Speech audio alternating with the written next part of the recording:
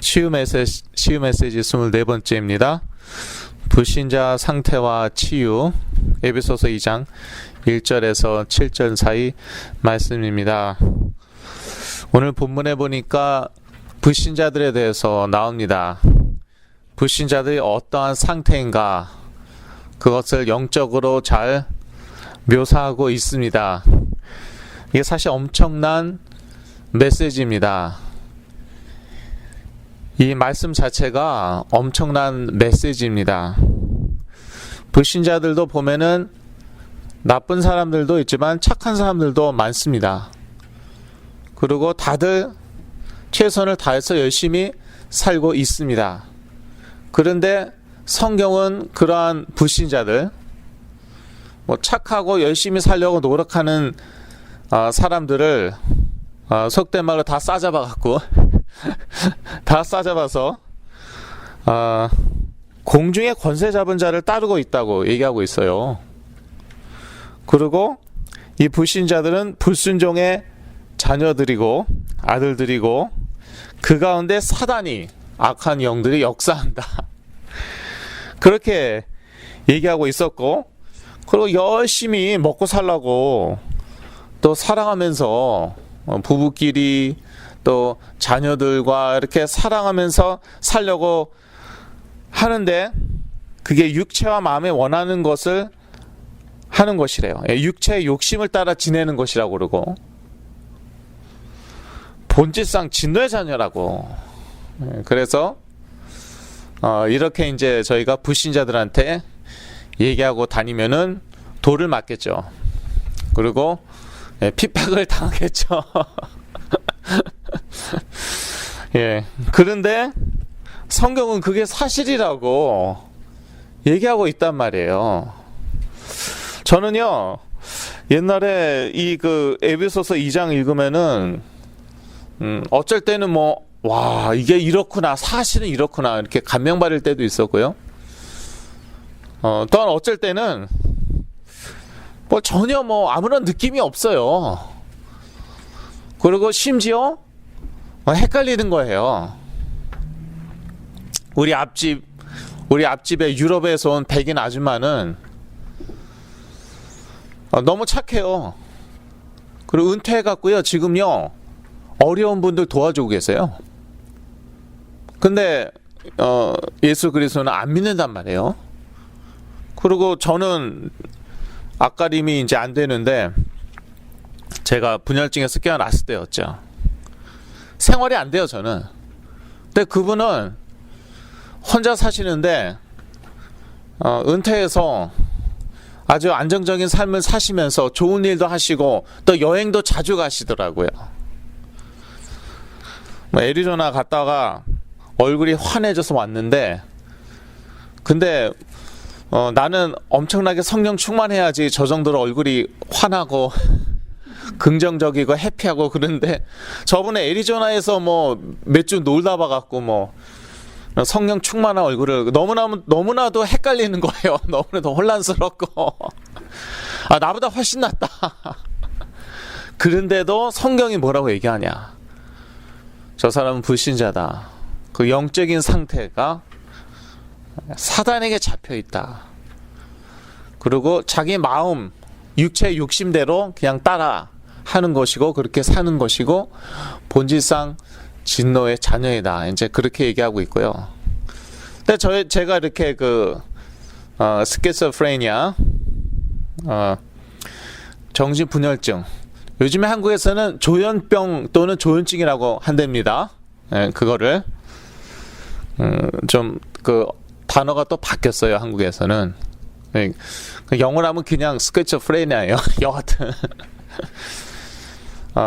근데요, 제가 조현증을 이제 겪으면서 감사한 것은 그래도 그 영적인 세계를 체험했다는 것입니다. 그래서 영적인 세계가 있구나. 조현증, 정신분열증에서 깨어난 사람들, 그러니까 제대로 깨어난 분들, 공통적인 얘기는 뭐예요? 영적인 세계에 있다는 것이에요. 그런데 더 확실하게 회복된 분들을 그래, 고백은 뭐냐? 그 정도가 아니죠. 영적인 세계가 있다. 끝. 그게 아니에요. 그 영적인 세계는 회색지대가 없어요. 그러니까 어둠 아니면 빛이에요. 세상에서는 그러한 논리를 안 좋아합니다. 흑백 논리라고 그러죠. 그리고 인간관계에서도 흑백 논리를 가지고 있는 사람들이 사실 인간관계를 잘 못하고 심지어 사회생활, 직장생활까지도 잘 못해요. 그런데 저는 지금 그 흑백 논리를 얘기하는 게 아니라 spiritual reality, 영적인 실상, 영적인 실제, 영적 사실을 말씀드리는 거예요. 그 영적인 세계에는 빛과 어둠밖에 없고요. 그거는 성경적입니다. 골로새서 1장에 나와 있죠. 제가 전에 이미 설교했기 때문에 다시 반복하진 않겠습니다. 흑암의 권세에서 그리스도로 그 사랑하시는 자의 아들의 나라를 우리 옮기셨단 말이에요. 두 나라밖에 없고 두 세계밖에 없는 거예요, 영적으로는. 그런데 정신분열증, 그 조현증까지 가니까, 그러니까 제가 그걸 알겠더라고요. 그거를 알아야 됐기 때문에 하나님께서는 그 과정을 다 허락하셨어요. 제가 사실 2005년도에 한번 분열증에서 깨어났어요. 그런데 그냥 뭐 말과 행동만 정상적으로 했지 제가 볼 곳을 여전히 못 봤거든요. 그러니까 다시 며칠 만에 다시 이제 그 세계로 빠져 들어갔는데 하나님이 그 과정을 다 허락하신 거예요. 나중에 해야 될 일이 있기 때문에. 근데 그렇게 그 영적인 실상, 열정이 영적인 사실을 보면은요, 사람이 사실 그 얼핏 생각하면은 상당히 그 흑백 논리에 빠지고 다른 사람들 뭐 정죄하고 뭐 그럴 것 같죠. 그런데 물론 그럴 수도 있어요. 그럴 수도 있는데 그것도 또 좀 덜 깨달은 거고 더 확실히 깨달죠. 그러면은 불쌍합니다. 그 흑암의 권세 아래 있는 사람들이 안타깝고 불쌍하고 전도하고 싶고요. 또 하나님의 자녀인데 불신자 상태처럼 사는 사람들이 많아요. 제가 그랬으니까. 그런 사람들도 참 안타깝고 도와주고 싶은 거예요. 그래서 완전히 회복됐다. 그때는 그 삶 자체를 보면은 하나님 사랑하고 이웃 사랑하죠. 그 예수님께서 그것을 바로 그 율법을 그렇게 요약하셨어요. 율법 얼마나 많습니까? 내용이 상당히 많습니다. 율법이. 그런데 그걸 딱 요약하면 뭐예요? 하나님 사랑, 이웃 사랑, 사실상 하나고 그게 이와 같으니라 그러셨잖아요. 하나님께서. 그러니까 그 정도 돼야지 사실은 완전히 회복된 거예요. 그래서 시간이 걸릴 수 있다는 거예요. 정신질환이 심한 사람일수록 그 특징이 어떻습니까? 분노가 있어요.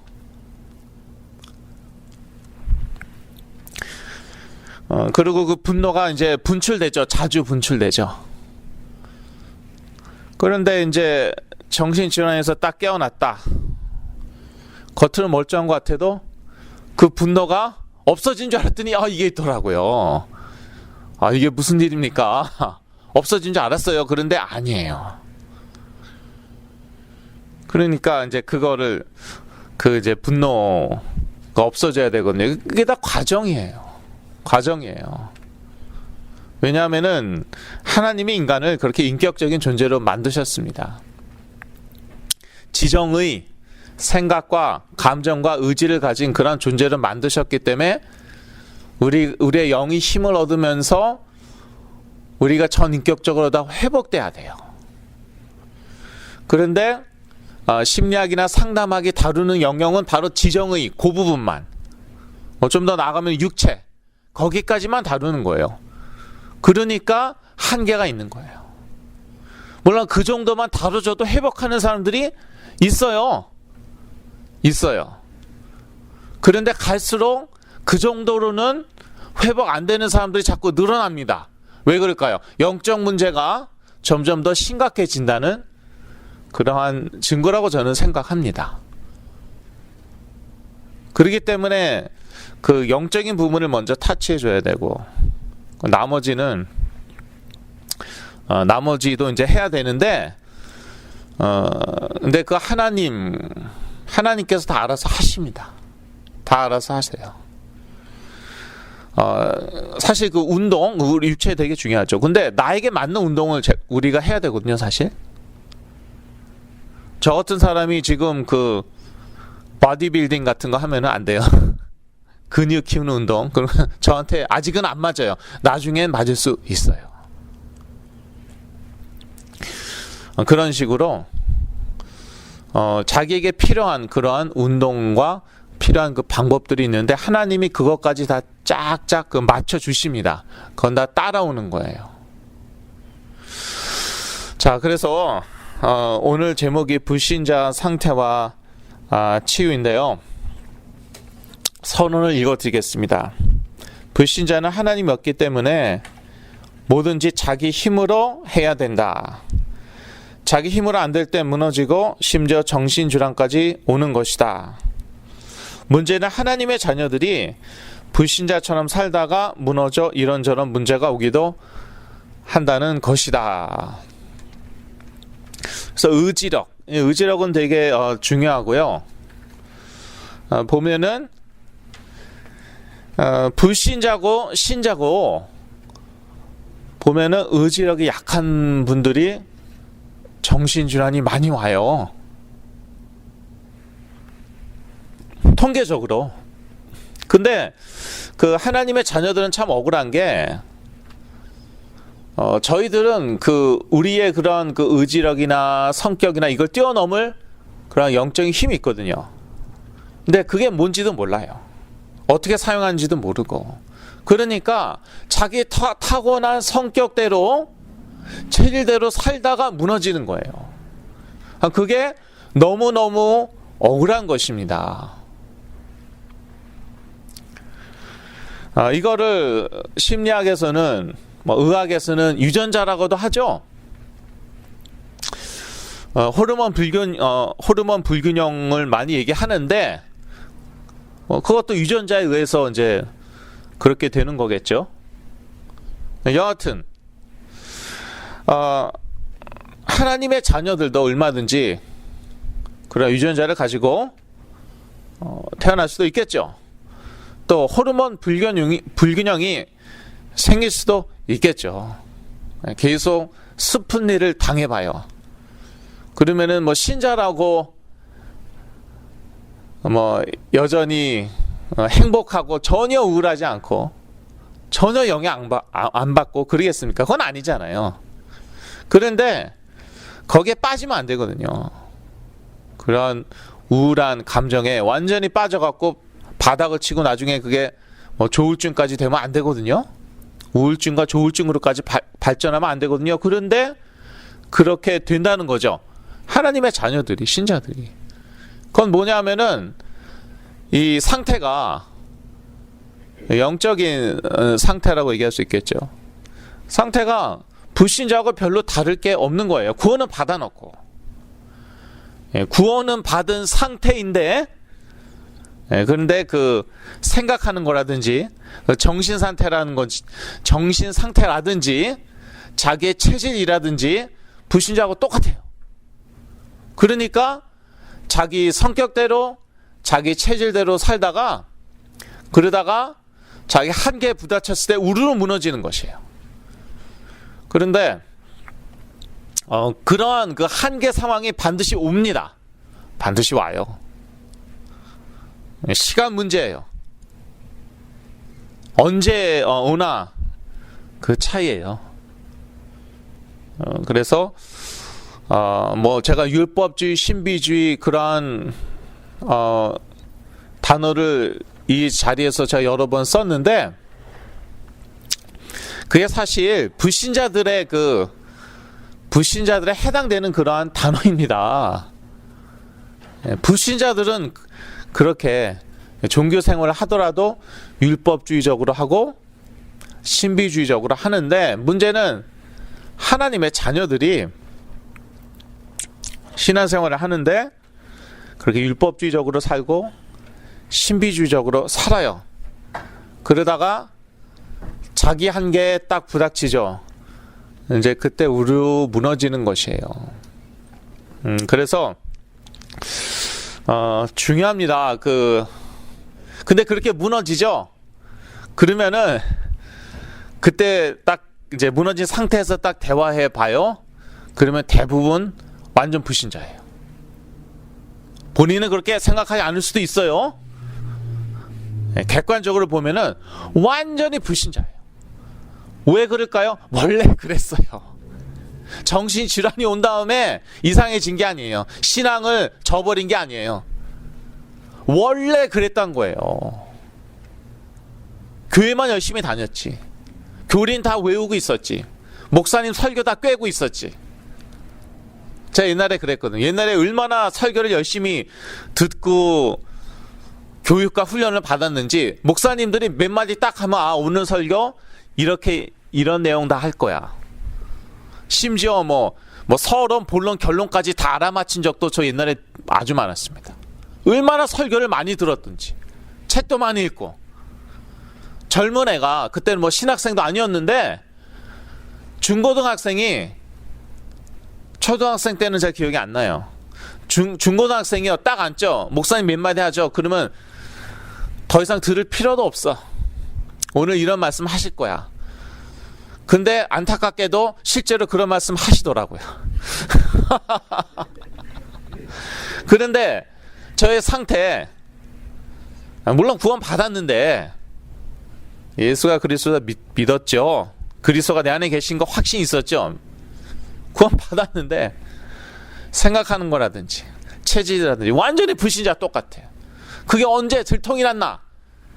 스키즈프레니아, 정신분열증 오니까 그대로 들통나더라고요. 그때는 완전히 얼마나 육적인지. 불신자하고 똑같아요. 불신자보다 더해요.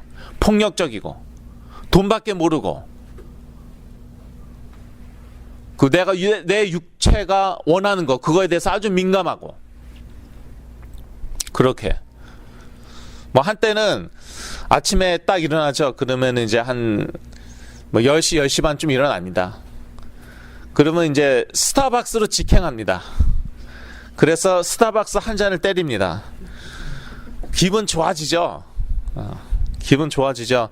미국 사람들이 왜 스타벅스 좋아하는지 다 아실 거예요. 미국 사람들 그거 없으면은, 좀 극단적으로 제가 말씀드리자면, 그거 없으면 못 삽니다. 미국 사람들이 그만큼 정신적으로 피폐해져 있어요. 아침에 그 강한 독한 커피 한 잔 안 마시면은요, 그날 생활이 그날 오전에 직장 나가서 일해야 되고 막 그래야 되잖아요. 사람들 만나고. 그게 제대로 안 돼요. 근데 제가 옛날에 그런 사람들 보면 제가 한심해, 저런 속물들 하고 막 욕했을 거예요. 제가 그랬어요. 아침에 딱 일어나면 스타벅스 직행. 그래서 한 잔 딱 때리고. 그땐 또 쌌어요. 1불 50센트였나. 많이 올랐더라고요.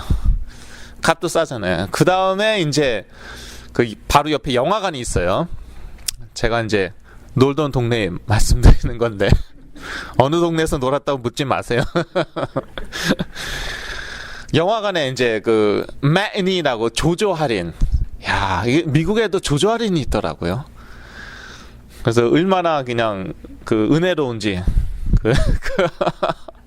몇 불을 막 깎아주는 거예요, 영화를. 그래서 기분 좋아갖고 영화를 딱 영화 한 잔이 아니군요. 영화 한 편을 딱 보고 나오는 거예요. 그러면은 벌써 오후 1시 반인가? 2시인가 그렇게 된 거예요. 그런 식으로 그냥 몇 달을 보냈어요. 그런데 그게 그때 정말 좀 행복했어요. 누가 뭐라고 생각하든 상관없이. 정말 행복하더라고요. 그런데 그러면서 저의 정신은 점점 더 피폐해져 가고 있었고, 저의 육체는 점점 더 무너져 가고 있었고, 그 다음에 노세 젊어서 노세라고 얘기하지만 실컷 논 다음에 딱 뒤돌아보니까 글쎄 40이 다 된 거 있죠. 깨어나고 보니까 아무것도 없어요. 친구들은 다 목사 안수 받고 영주권 받고 처자식이 있고, 심지어 자녀들이 뭐 10대인가 그런 친구들도 있었나? 좀 생각을 해봐야겠는데 막 잘하고 있는데 나는 영주권도 없는 거 있죠. 한국도 못 나가요. 한국 나가면 영원히 돌아오지 못해요. 그런 신분이고, 그러니까 눈물밖에 안 나오더라니까요, 정말. 정신분열증에서 깨어났을 때 여러분 딱 영적으로 긴장하고 있어야 돼요. 기도 열심히 하고. 왜? 그런 현실을 보고 자살을 많이 시도한다니까요. 감사하게 저는 안 그랬어요. 근데 놀랍게도 제가 도와준 친구가 그랬잖아요. 덕분에 그 친구 집에 다시는 못 가게 됐어요. 그런데 이 친구가 요즘 우리 교회를 나오고 있어갖고 제가 참 이걸 어떻게 봐야 되는지 근데요 참 재밌어요. 이제 사역하다가 좀 이렇게 상태가 좋아지죠. 그러면요 옛날에 자기 잘해준 사람 생각나요. 그래서 전화하고 다시 찾고 그래요. 문자 보내고 뭐 카톡이나 뭐 페이스북으로 뭐 보내고 뭐 그래요. 그래서 여러분 자녀들이 아무리 한심하거나 여러분 사역 대상자가 아무리 한심해도 인격적으로 대해야 되고, 그리고 이제 왜냐하면 나중에 다 잘해준 거 다 기억하고, 그 다음에 또 뭐도 기억할까요? 자기 섭섭하게 한 거. 저는 아직도 기억하다니까요. 제가 시달렸을 때 저를 놀린 사람, 아직도 기억해요 저는. 용서했어요. 한때 용서 못했어요. 근데 알고 보니까 저를 놀린 게 아니라 저하고 친하려고 그랬더라고. 친하려고 그랬는데, 근데 오해 잘하잖아요. 시달릴 땐 오해 잘하잖아요. 아무거나 다 뭐 하고 이제 그래요. 그게 딱 꽂혀갖고요. 그냥. 그래갖고 깨어난 다음에도 기분이 안 좋았어요. 그분 생각만 하면. 근데 알고 보니까 남들은 다 도망가고 그랬는데 저하고 친하고 싶다고 제가 잘해준답시고 막 그렇게 한 건데 전 그걸 모르고 두고 보자. 그때 당시 그랬는데, 그러니까 참 그 하나님이 인간을 참 신기하게 만드셨어요. 뭐 신묘막측하게 만드셔. 짐승하고 달라요. 개는 아무리 개 패듯이 패도 지 주인 안 물잖아요. 지 주인 따르고 그러죠. 너무 게으르면 도망가고 그러죠. 인간은 개가 아니거든요. 다 그런 그 생각과 감정이 있고 그래갖고 그렇게 시달려도, 그렇게 짐승 같은 삶을 살고 있어도 자기한테 잘해주면은 나중에 그거 다 기억하고, 좋아지면 또 전화해요. 또 좋아지면 문자 보내고 만나자고 그러고 고마워하고 그렇단 말이에요. 그렇다고 부탁대고 잘해주지 마시고 어쩔 때는 우리가 그리스의 권세를 적용할 때가 있어요. 지난주에 말씀드렸죠. 그래서 영적 권세로 권위를 꽉 누를 때도 있어야 됩니다. 무조건 오냐 하는 게 아니에요. 근데 그걸 감정적으로 하면은 안 돼요. 감정적으로 하면은 그 감정만 싹 기억하고 있어요. 10년 갈지 20년 갈지 저는 모르겠어요. 또 어쩔 때는 그리스도의 사랑을 적용할 때가 있어요. 그렇게 해야 될 때가 있어요. 그래서 저는 아직도 기억하잖아요. 지난주에 말씀드렸지만 저희 어머니가 사랑의 눈빛으로 저를 쳐다보면서 사랑해, 아직도 기억하잖아요. 그게 어머니의 사랑이구나. 그거보다 더 큰 것은 하나님의 사랑이구나. 사실 그 어머니들은 다 상 줘야 돼요. 우리 아버지들도 상 줘야 되지만 어머니는 조금 더 큰 상을 다 드려야 돼요, 사실은. 예, 어머니들은 달라요. 예, 사역하다 보니까 이 아버지들은 저 자꾸 그 3분의 1번으로 이제 줄어 가셔갖고 3분의 1번이 뭔지 모르겠지만 하여튼 예, 그쪽은 3분의 1번으로 줄어 가세요, 아버지들은. 아주 논리적이시고 그래갖고 그냥 답이 없으면 그대로 포기하시더라고요. 그런 아버님들이 여러분 몇 퍼센트일 것 같아요? 거의 다라고 얘기는 안 하겠습니다. 하여튼 아주 많아요. 예. 그런데 그런 아버님들은 그런 아버님들의 마음은 전혀 안 아프나 그건 또 아니거든요. 아버님들의 마음도 찢어집니다. 그러나 너무 논리적이고 그래갖고 세상적으로 답이 없죠. 그대로 포기하시더라. 근데 포기한다고 이게 해결되는 겁니까? 자기 자녀가 평생 그렇게 살 건데 아무렇지도 않습니까? 아니에요.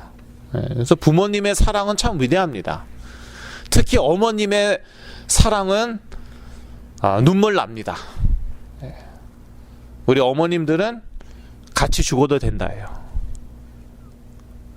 그게 조금 다른 것 같아요. 제가 어머님들은 존경해요. 어머님들 다 그런 건 아니겠지만 많은 분들이 내 자녀 안 낳으면은 나 죽어도 된다. 거의 그러한 각오입니다. 그래서 참 근데 그리스도는 아예 그냥 죽으셨죠. 죽을 각오가 아니라 그냥 죽었어요. 그러니까 사실 예수 그리스도 믿는다는 게 엄청난 거예요. 그냥 그 그리스도가 내 안에 사신다. 그러니까 아가서 보면은 전 옛날에 참 시험에 들었는데 이게 뭐 이런 게 다 성경에 다 있나? 무슨 뭐 연애시 읊고 앉아 있네 막 이제 그랬는데 보기 좋다 이제 그랬는데 그런데 거기에 중요한 것들이 많이 나와 있는데 이제 그 중에 하나가 뭡니까? 사랑은 죽음보다 강하다 그러잖아요. 그게 그리스도의 사랑이에요. 죽음보다 강해요. 저는 정신적으로 죽은 사람이었어요. 뭐 그렇게밖에 표현할 수 없을 것 같습니다. 나중에는 정말 멍하니 가만히 있고 막 자다 일어나서 보니까 엉뚱한 데서 와 있고 뭐 거의 정신적으로 죽었다고 얘기할 수 있겠죠. 아무것도 기억 못하고 그런 때도 있었고 말도 제대로 못하고 짐승보다 못하죠. 어떻게 보면은 여전히 밥은 축 내고 있으니까. 그리고 그 정신과 약으로 그냥 몇천 불 몇만 불씩 그냥 부모님 돈 써가고 있으니까 그렇게 얘기하면은 참 그런데 그 사람이 그리스도로 딱 깨어나고 정상적인 삶을 살게 됐단 말이에요. 뭐 아직도 많이 부족한 점이 많이 있지만 그러니까 사랑은 죽음보다 강한 거예요. 인간의 사랑은 그냥 죽는 걸로 끝납니다. 그러니까 우리 어머님들이 우리 같이 죽자 말이 그렇지 진짜 그러면 안 돼요. 그 얼마나 비참해요. 신문에 딱 나봐요. 어떤 엄마 자기 아이와 같이 비관하다가 그건 비극이에요. 그러면 안 돼요. 많은 사람들 시험 들고 장례비 누가 치르라고? 아버지가 치를까요? 예. 심각한 문제를 너무 이렇게 가볍게 얘기해서 죄송한데 그러니까 사실 인간적으로 사랑은 죽음보다 강하다. 사실 별 의미가 없단 말이에요. 그걸로 끝나버려요. 그걸 비참한 거예요. 그거는 연인이 사랑해서 서로 끌어안고 죽고 그거 비참한 거예요. 아름다운 게 아니에요. 그런데 그리스도는 죽고 부활하셨어요. 하나님의 아들이시고 또 하나님이셨기 때문에. 그러니까 그 그리스도로 사실 다 회복이 될 수 있어요. 무너진 정신도, 감정도, 심지어 이제 뭐 의지력까지도 회복이 될 수가 있어요. 그래서 사랑은 죽음보다 강한 것입니다. 나아가서를 하나님의 교회에 대한 사랑, 또는 그리스도의 교회에 대한 사랑, 또 그리스도의 우리에 대한 사랑, 그렇게 많이 해석하죠. 그렇게 해석하니까 아직도 구약에 있겠죠. 그렇지 않고 그냥 연애시다 그러면 아마 정경에 못 들어갔을 것입니다. 그런데 그 사랑은 죽음보다 강하다. 그 앞뒤 딱 문맥을 제가 한번 딱 확인했어요. 그랬더니 그 사랑은 어떠한 사랑이냐? 남녀 간의 배타적인 사랑이에요. 무슨 말씀인지 아시죠? 어떤 한 남자가 한 여자를 사랑하는데 다른 여자는 다 포기하고 그 여자만 사랑하는 거예요. 그래서 그 질투에 대해서 얘기하고, 그게 하나님이 우리에 대한 사랑입니다. 그래서 우리도 오직 그리스도, 그것만 딱 붙잡아야 돼요. 거기에 뿌리 내려야 돼요. 왜냐하면 하나님은 우리에 대한 사랑은요, 배타적인 사랑이에요. 남녀 간의 사랑처럼. 어떤 남자가 여자한테 I love you 해놓고 뭐 아침에 맥도날드에서 커피 마시면서 I love you 해놓고 저녁에는 저기 스타벅스에서 다른 여자 만나고 있고, 그러면 어떻게 되겠어요? 딱이 맞죠? 예. 뭐 막 칼부림, 그런 막 칼부림도 나고 그러잖아요, 가끔씩. 그런 삼각관계 뭐 이런 것 때문에. 그런 사랑이에요. 하나님의 우리에 대한 사랑은 오직 그리스도 안에서의 사랑이에요. 그러면 오직 그리스도, 거기 벗어난다 그러면은 칼부림 나진 않지만 큰일 나는 거예요. 그런 배타적인 사랑이에요. 그래서 자, 본론, 하나님이 없는 자, 에베소서 2장 12절에 나와 있죠. 보이지 않는 영이신 하나님은 존재하지 않는다. 불신자들은 그렇게 생각하고 또 믿습니다. 예. 하나님은 영이시라고 요한복음 4장 24절에 나와 있는데, 그 영이신 하나님을 믿지 않고 존재하지도 않는다고 생각하죠. 영이신 하나님께서 존재하지 않기 때문에 영적인 세계도 존재하지 않는다. 대체로 그렇게 나가죠. 하나님이 존재하시지 않기 때문에 모든 기준이 자기 자신이다. 만약에 창조주, 유일하신 창조주 하나님이 계시다, 그렇다면 그분이 기준이 돼야겠죠. 왜냐하면 다 그분 뜻대로, 그분의 계획대로 돌아가니까. 예. 그런데 그러한 그 유일하신 창조주 하나님이 없으시면은 모든 기준은 사실 자기 자신이 될 수밖에 없고 인간이 될 수밖에 없습니다. 그래서 불신자들은 자기 육체의 욕심 따라 행하고 사는 것이고, 쉽게 얘기해서 자기 내키는 대로 사는 것이에요. 그 동성연애자들의 그 논리가 그렇습니다. 나는 정말 이성이 아니라 동성에게 끌린다. 양심적으로 하는 얘기다. 옛날부터 그랬다. 근데 내 양심을 버리고 사회가 규정하는 대로 이성과 결혼해야 되냐, 이제 이러한 논리예요. 쉽게 얘기해서 그러한 논리예요. 근데 미국의 불신자가 점점 많아지니까, 미국 문화가 점점 불신자 문화가 되어버리니까 그 논리가 통하는 거예요. 왜냐하면 자기도 그렇거든요. 자기도 그렇게 이 하나님의 말씀과 위배되지만 땡기는 게 그런 게 많아요. 그러면 그게 다 죄냐? 그건 아닌 것 같거든요. 근데 그걸 성경은 뭐라고 얘기하냐면 불신자 상태라고 얘기하는 것입니다. 자, 두 번째 대지입니다. 사단의 존재와 역사를 인정하지 않는 자. 하나님이 드러내신 영적인 세계는 온 세상이 악한 자에 속한 세계입니다. 그래서 에베소서 2장 2절에서 3절을 보더라도 일반 사람들 다 이렇게 살아요. 육체의 욕심 따라 지내죠. 육체와 마음에 원하는 것을 하죠. 그러지 않는 사람이 이 세상에 어디 있어요? 우리도 그러는 것 같은데. 그런데 하나님이 드러내신 영적인 세계는 이게 바로 다 그 공중 권세 잡은 자를 따르는 것이다.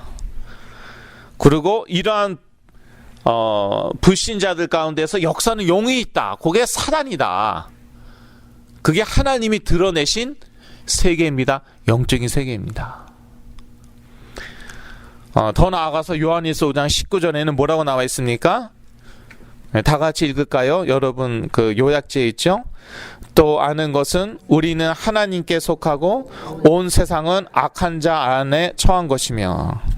온 세상은 어디 안에 처했다고요? 악한 자 안에 처했대요. 영어로 읽으면 더 적나라합니다. The whole world is under the control of the evil one.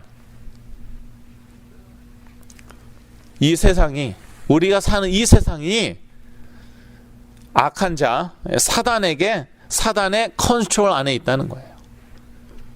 그러니까 저는 저는 유대인들을 사랑합니다. 유대인들을 사랑하는데 그리고 배울 점도 아주 많은데요. 그리고 결국은 다 이제 그리스도께 돌아올 것이라고 믿고 로마서에 그렇게 나와 있기 때문에. 그런데 유대인들이 그리스도를 안 믿고 그리스도를 제일 반대하는 사람들 중에 하나잖아요, 유대인들이. 그런데 유대인들이 대부분 잘 먹고 잘 살아요. 다는 아니지만 유대인들도 뭐 무숙자도 있고 그렇지만요, 유대인들이 엄청나게 돈을 많이 가지고 있습니다. 제가 아는 한국 분들 중에 유대인들하고 결혼한 분들이 의외로 꽤 많으시더라고요.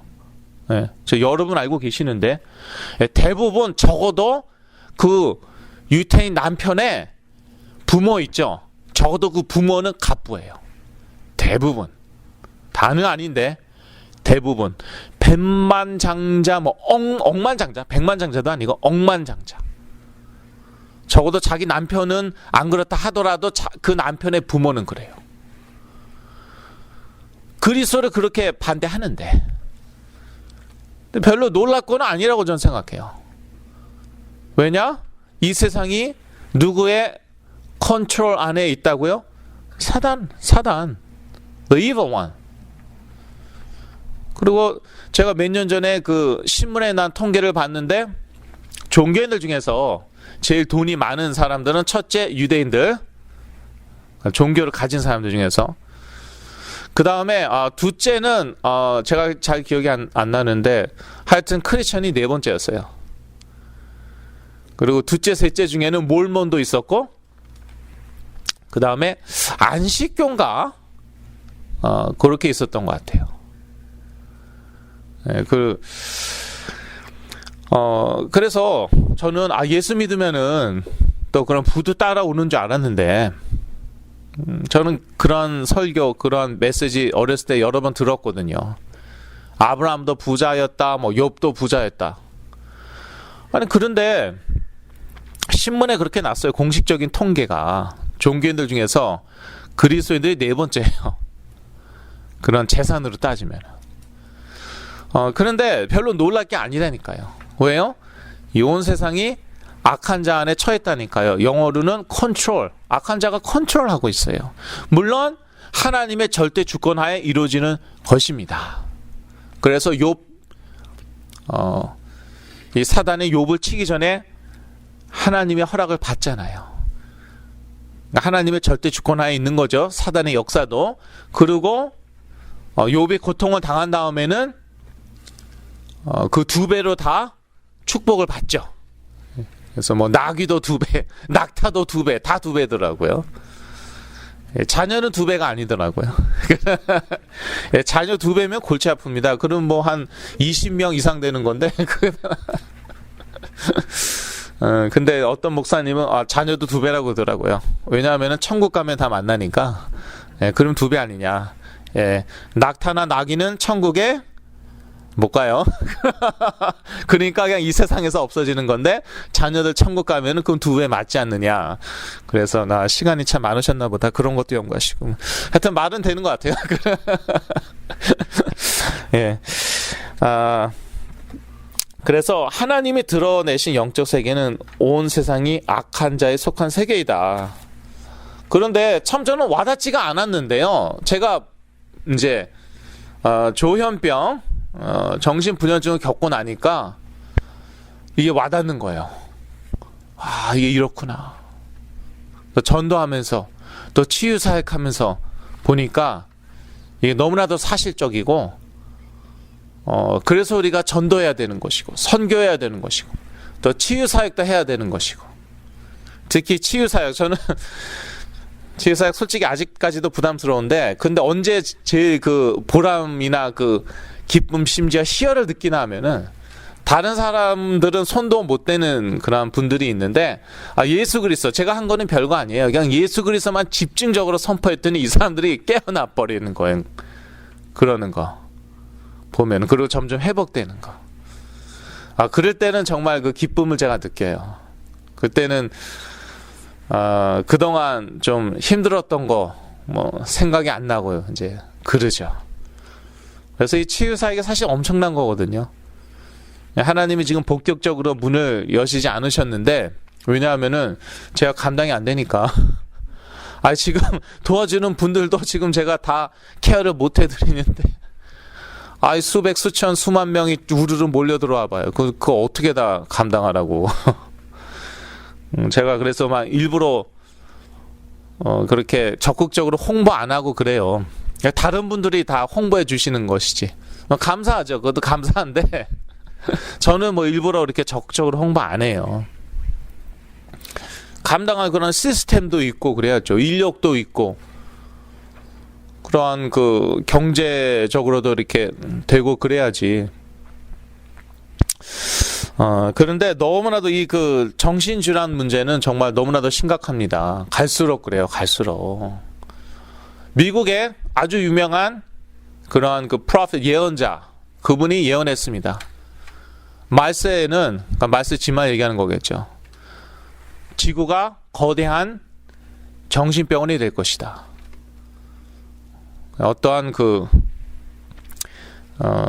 미국의 그 유명한 그런, 아주 미국에서 유명한 그런 목회자이시고, 윌커슨이라는 분인데, 제가 알기로 뉴욕에서 엄청나게 큰 목회를 하시다가 이제 몇 년 전에 이제 교통사고로 이제 돌아가셨는데, 그건 아주 저희가 좀 주목해야 된다고 생각하고, 저는 뭐 제가 옛날에 예언기도 했기 때문에 그러한 그 예언에 대해서는 상당히 솔직히 말씀드릴게요.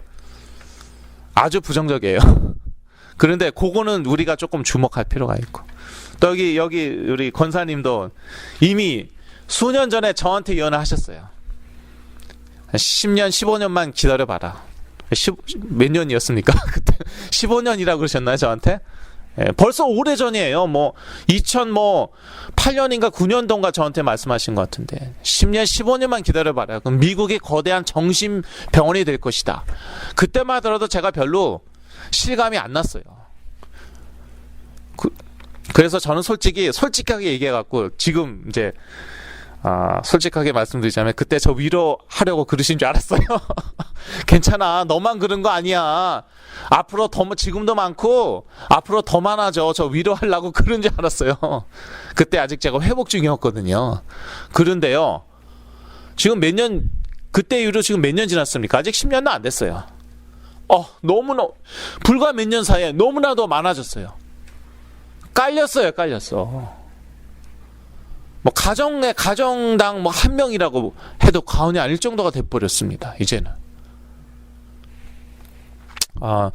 그래서 그 이유가 있다. 그것은 인간의 과학과 의술이 점점 발달하는데, 심지어 이제는 뭐 유전자도 바꿀 수 있다고 그러고, 뭐 유전자 요법, 이러한 치료법도 나와요. 유전자 치료법, 이러한 치료법까지도 나오는데, 영적인 그러한 문제이기 때문에, 영적인 문제는 점점 전 세계적으로 심각해지기 때문에 질환자가 점점 늘어나는 것이에요.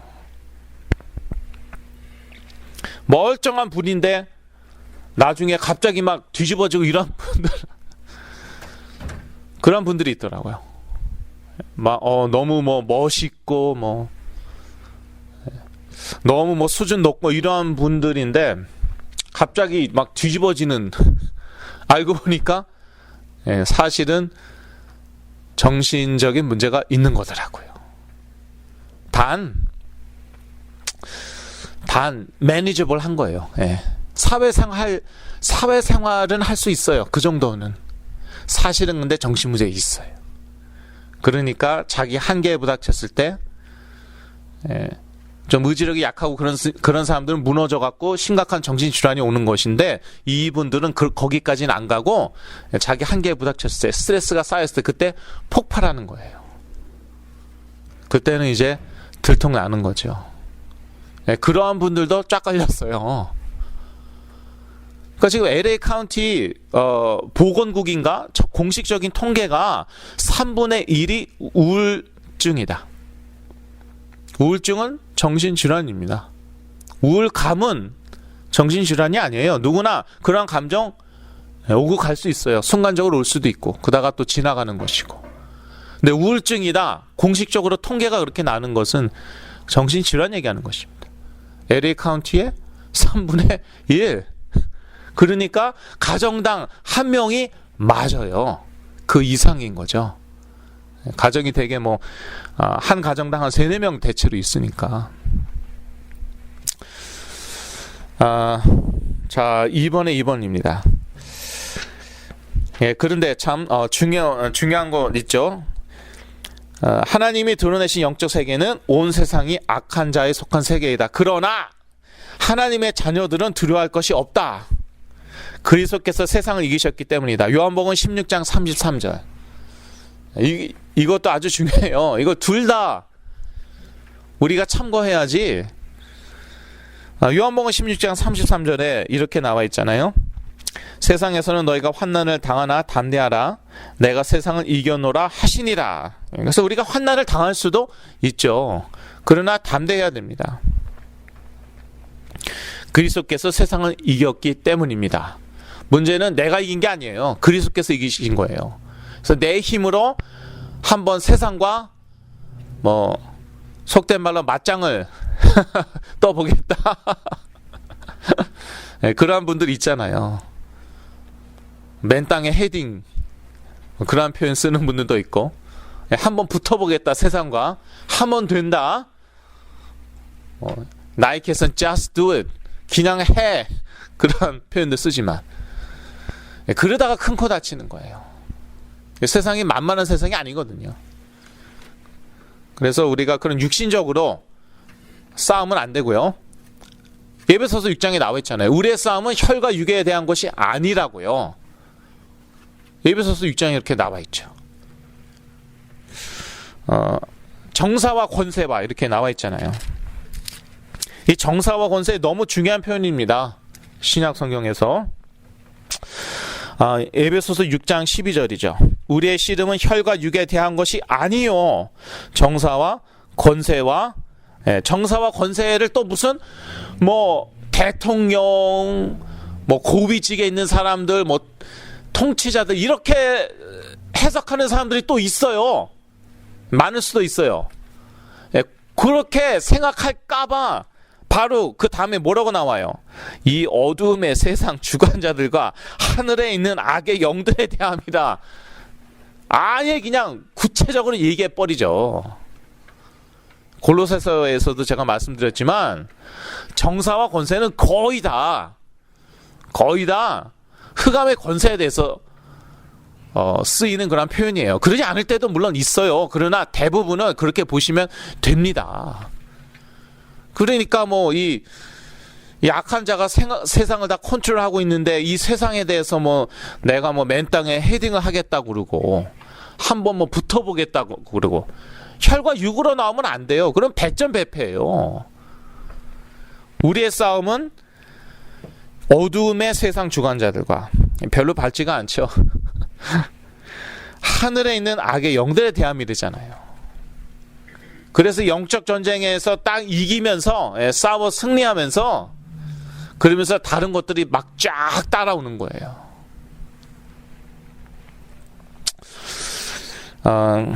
그래서 저희들은 두려워할 것 없습니다. 물론 세상이 악한 자에게 속했지만 그리스도께서 세상을 이기셨기 때문입니다. 단 그리스도가 이기셨기 때문에 우리가 그리스도의 이름과 그 권세로 나가는 것이에요. 내 이름과 내 권세로 내 힘과 노력으로 나가는 것이 아니에요. 성령 인도 받으면서, 그러면서 정확한 성령 인도 받으면서 하루하루 승리하며 싸우는 것입니다. 자, 그 다음에 2번 자기가 사단을 따르고 사단이 자기 가운데 역사하고 있다고 상상도 못한다. 불신자 상태죠. 다음에 이번에 3번 믿는 자들을 공격할 수 있다. 이건 뭐 불신자 상태는 아닌데 중요한 그러한 사실이죠. 믿는 자들을 공격할 수 있다. 에베소서 6장 11절에서 13절, 베드로전서 5장 8절에서 9절, 야고보서 4장 7절. 제가 요약에 다 이렇게 옮겨놨습니다. 제가 타이프 쳐놨다고 얘기하려고 그랬는데 생각해보니까 제가 타이프 치지 않았어요. 그냥 복사해서 갖다 붙여놨어요. 그래서 테크니컬리 타이프한 게 아니라 페이스트, 커피 앤 페이스트 해놨어요. 그 세 군데만 보더라도 알 수 있잖아요. 믿는 자들을 공격할 수 있다니까요. 근데 믿는 자들이 계속 그리스도 안에 거하고 그 그리스도에 뿌리 내리고 오직 머리 대신 그 그리스도를 붙잡아야지. 그렇지 않으면은 공격받을 수 있어요. 그래서 에베소서 6장에 뭐 나중에 제가 또 자세히 말씀드리겠지만 에베소서 6장에 뭐라고 나와 있습니까? 종말로, 영어로는 finally. 무슨 뜻이에요? 뭐 다 그동안 구원 얘기하고 교회 얘기하고 뭐 다 좋은 얘기 다 많이 했어요. 그리고 다 중요해요. 하나같이 다 중요해요. 그런데 종말로 결국은 그래서 어떻게 하는 거냐? 그래서 영적 싸움 싸워서 승리해야 된다는 것이에요. 왜냐?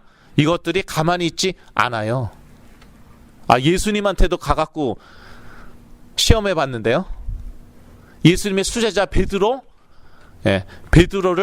자기한테 건네줄 것을 요구했다는데요. 예수님한테. 예수님이 노고했죠.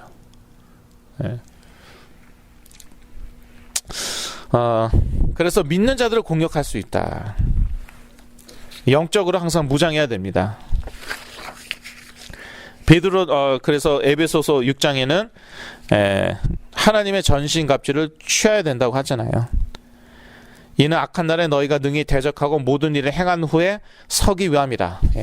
모든 일을 행한 다음에 넘어지는 사람, 무너지는 분들이 안타깝게도 있죠. 우리가 보고 있죠. 모든 일을 행한 다음에 서야 돼요. 그렇기 때문에 우리가 영적 전쟁에 대해서 알아야 돼요. 정확히 알아야 돼요. 그런데 요즘에 또 사실 영적 전쟁을 많이 얘기하는데 보면은 완전히 자기 체험이 기준이에요. 제가 지난주 말씀드렸죠. 그거 신비주의라고 한다고. 자기 완전히 체험이 기준이고, 그러다 보니까 뭐 죽은 사람이, 그러니까 불신자가 죽으면 귀신 된다 뭐 이런 얘기 하고 있는 것이고, 왜냐? 자기 체험상 그게 맞거든요. 말씀에 그렇게 안 나와 있는데 자기 체험이 기준이다 보니까 그렇게 가르치는 거예요. 그래서 갈수록 그 영적 전쟁에 대해서 또 많이 얘기해요. 그런데 신비주의에 입각한 영적 전쟁, 그거 너무 많이 얘기해요. 근데 그렇게 가르치다가 나중에 가서는 자기에게도 문제가 오고 그렇습니다. 중간에는 뭐 역사 많이 일어나고 기적이 일어나고 심지어 치유도 일어나는 것 같죠. 저도 많이 보고 들었습니다. 뭐 더 좋아졌다고. 그런 신비주의적으로 뭐 축사하시고 이런 분들, 그런 분들 뭐 2달 만나고 왔어요. 어떤 분이.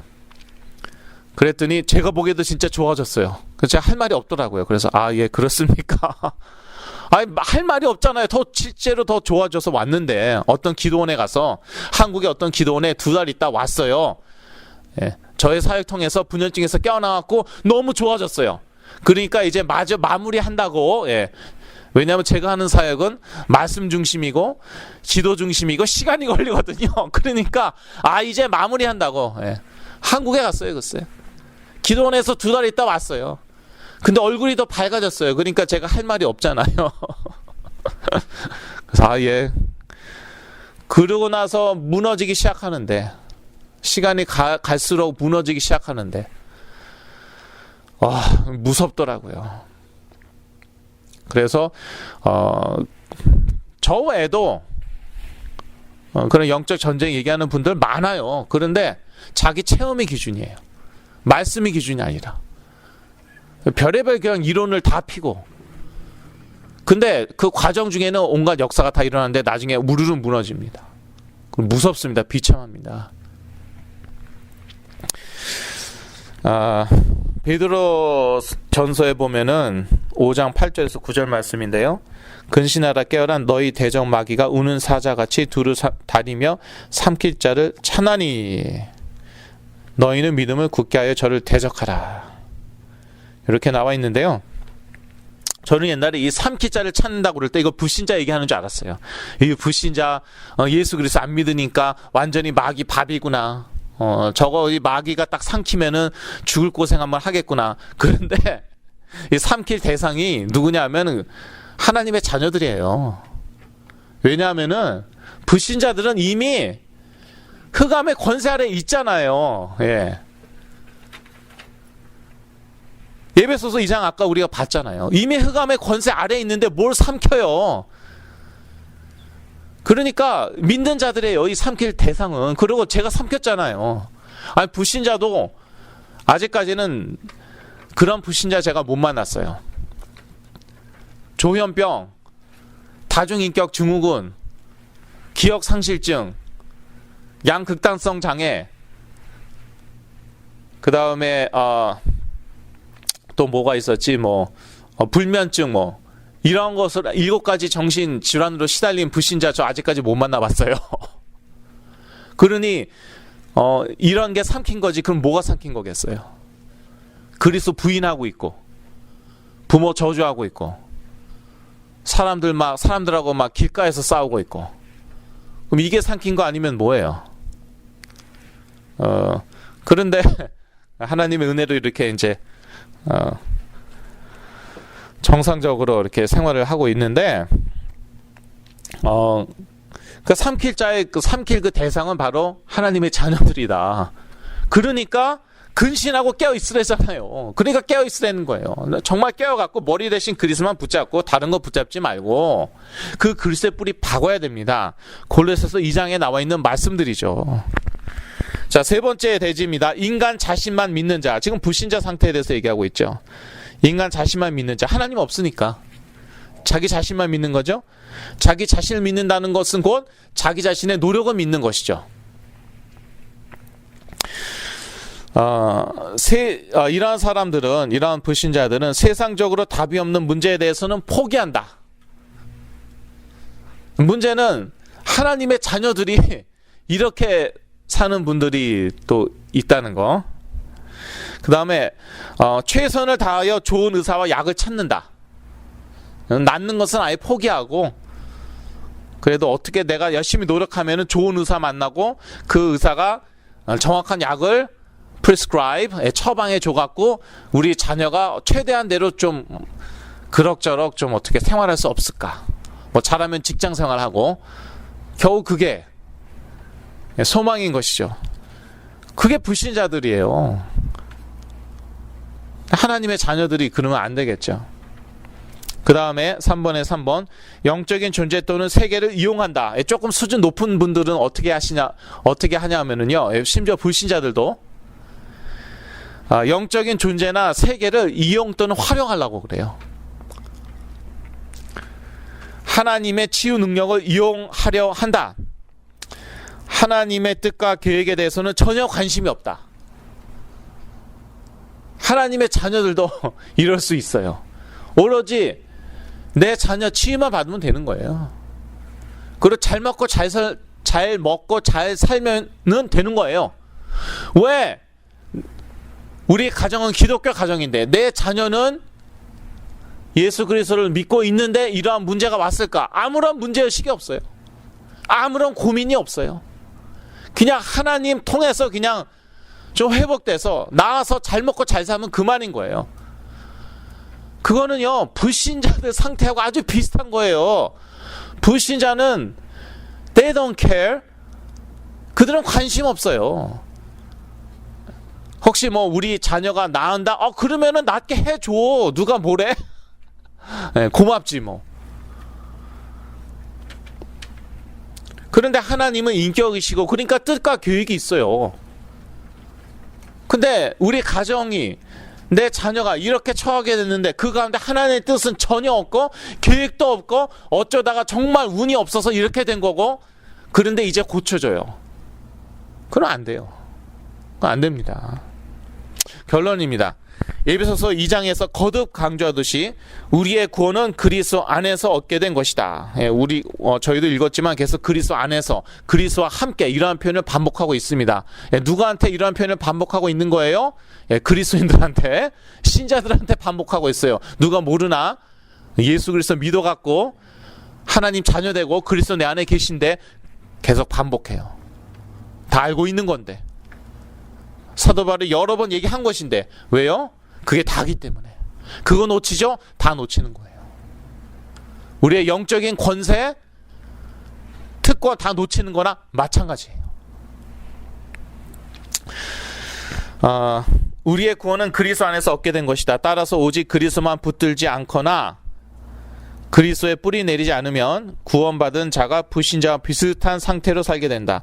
진정한 치유는 신자가 그리스도 안에서의 자신의 신분을 깨닫고 하나님의 자녀답게 영적 권세를 누리며 사는 것이다. 로마서 8장 37절에는 영어로 We are more than conquerors.